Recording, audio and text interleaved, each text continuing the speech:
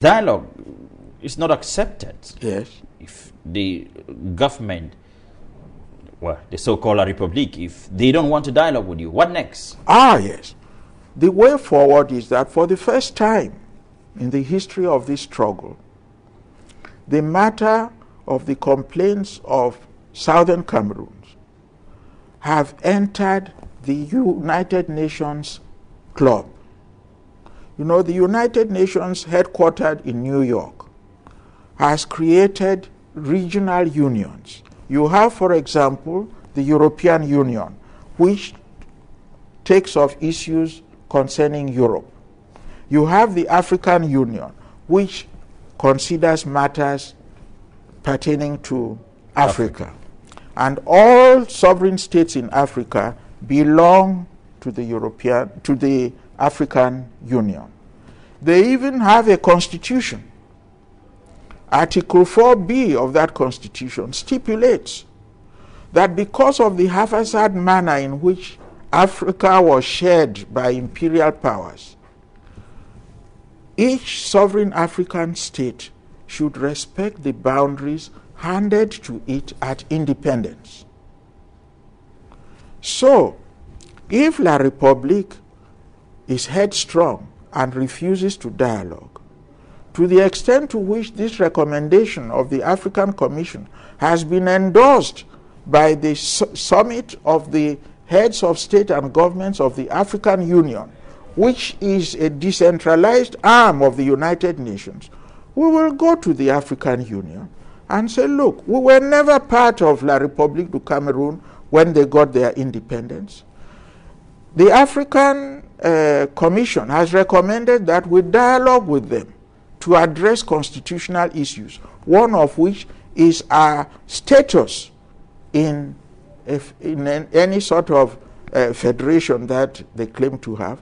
They are not coming.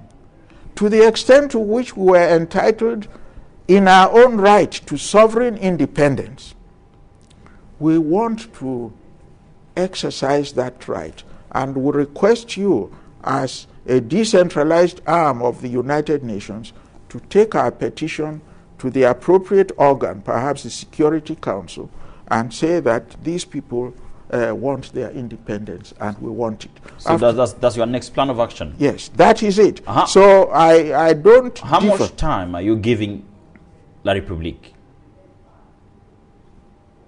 I mean, there should be a deadline. If they stay for long, they can stay for 50 years. Yes. You keep on waiting for 50 years? No. How much patience do you have? No, actually, if the parties were to take my advice, I would say the time is now.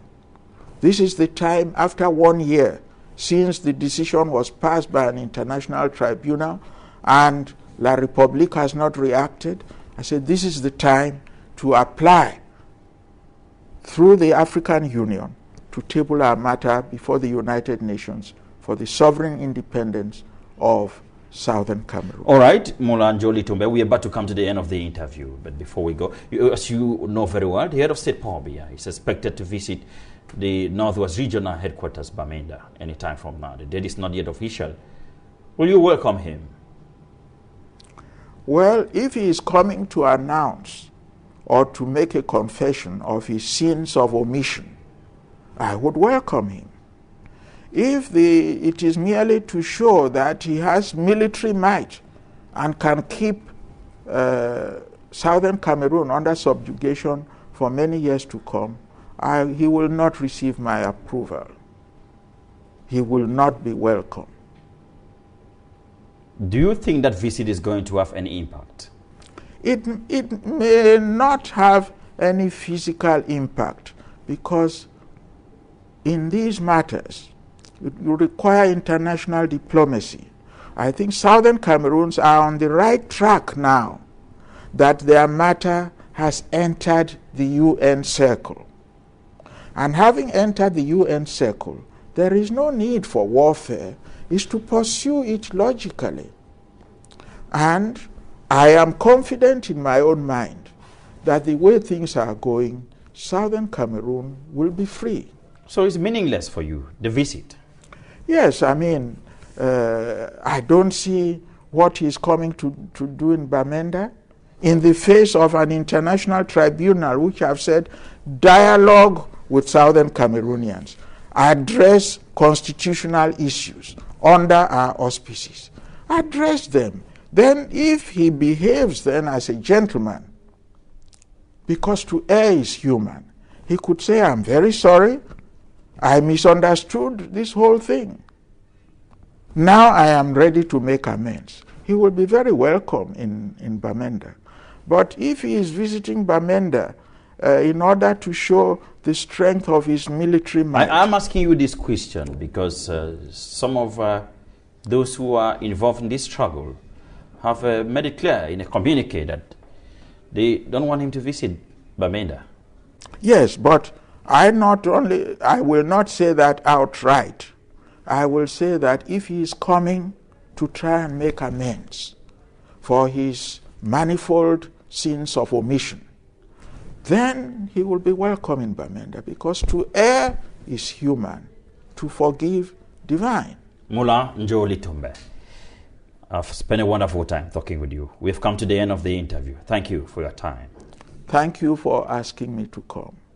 Anytime you request that I should visit you to discuss these things openly, so that Cameroonians who were not even born in 1961 can know the truth of the matter.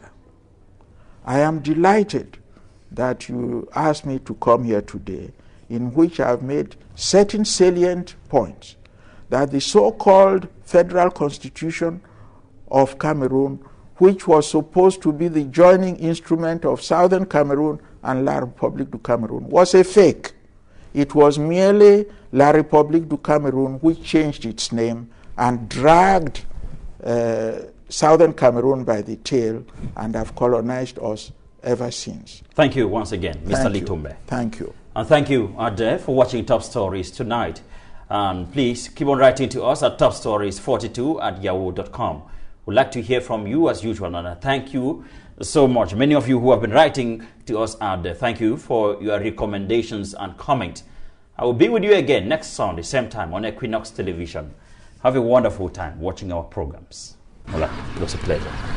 Thank you very much. There was a moving ceremony at Mogadishu Airport as African Union peacekeeping forces made a